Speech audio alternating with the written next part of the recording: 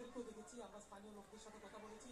স্থানীয় লোকরা যে দাবিটি তুলছেন, তারা বলছেন যে তারা মূলত এই ক্যাম্পাসের শিক্ষার্থী যারা রয়েছেন তাদেরকে সেভ করার জন্য তাদের সাথে তারা একত্রিত হয়েছেন এমনকি বলছেন। আর সব মিলিয়ে এখনকার পরিস্থিতি পরিস্থিতি সকালের মতো সেই উত্তপ্ত পরিস্থিতি না হলেও এখনো কিন্তু একটা ধমধমে পরিস্থিতি রয়েছে। সেনাবাহিনী, পুলিশ, র্যাব কোনো বিষয়টিকে করছেন, চেষ্টা করছেন। এখন এই ঘটনাকে কেন্দ্র করে গতকালকে যে শিক্ষার্থী নিহতের যে ঘটনা, সেই ঘটনাকে কেন্দ্র করে যে সংঘর্ষের ঘটনাটি ঘটছে, এই সংঘর্ষ কারণে দেখছি যে ডক্টর মাহবুবুর রহমান মোল্লা কলেজের সামনের যে সড়কটি, এই সড়কটিতে কিন্তু সকাল থেকে যান চলাচল একেবারে বন্ধ রয়েছে এবং মানুষজন দেখলাম যে পায়ে হেঁটে তারা তাদের গন্তব্যস্থানে যাচ্ছে। তবে এটি কখন নাগাদ এই রাস্তা দিয়ে যাতায়াত শুরু হবে সেটিও বলা যাচ্ছে না। অর্থাৎ বলা চলে যতক্ষণ পর্যন্ত সমস্যা নিরসন না হবে ততক্ষণ পর্যন্ত এই রাস্তা দিয়ে যান চলাচলও স্বাভাবিক হবে না।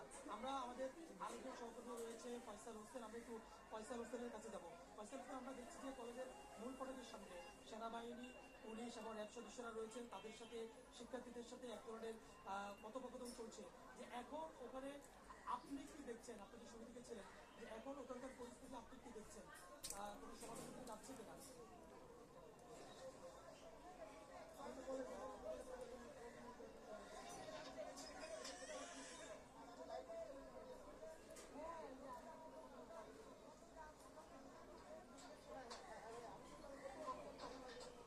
পরিস্থিতি সমাধানের দিকে নেওয়ার চেষ্টা করছে আইনশৃঙ্খলা বাহিনী। আমি আসলে এই শিক্ষার্থী এবং সেনাবাহিনী বা যৌথ বাহিনী যারা এসেছে, পুলিশ, সেনাবাহিনী এবং র্যাব সদস্যরা, তাদের সম্মিলিতভাবেই চেষ্টা করছে যে শিক্ষার্থীদের বুঝিয়ে রাস্তা থেকে সরে যাওয়ার জন্য। একই সাথে ক্যাম্পাসে ঢোকার, আমি কিছুক্ষণ আগে একজন জয়েন্ট কমিশনার যে এলাকার দায়িত্বে, তার সাথে কথা বলেছি। সে যেটা জানালো যে তারা এখন রাস্তাটি পরিষ্কার করবে, মানে অর্থাৎ রাস্তায় যে ব্লকেটটি আছে সেই ব্লকটি সরিয়ে দেওয়ার চেষ্টা করবে এবং পরে তারা এই ক্যাম্পাসের ভিতরে ঢুকবেন। অর্থাৎ ক্যাম্পাসে কতটুকু ক্ষয়ক্ষতি হয়েছে, কি কারণে এই ঘটনা, এগুলো নিয়ে হয়তো তারা ক্যাম্পাসে যাবে।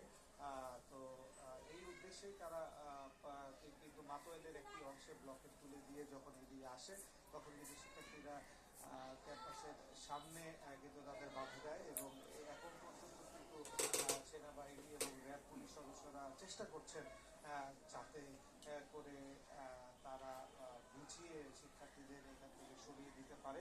আর একটি বিষয়, সেটি হচ্ছে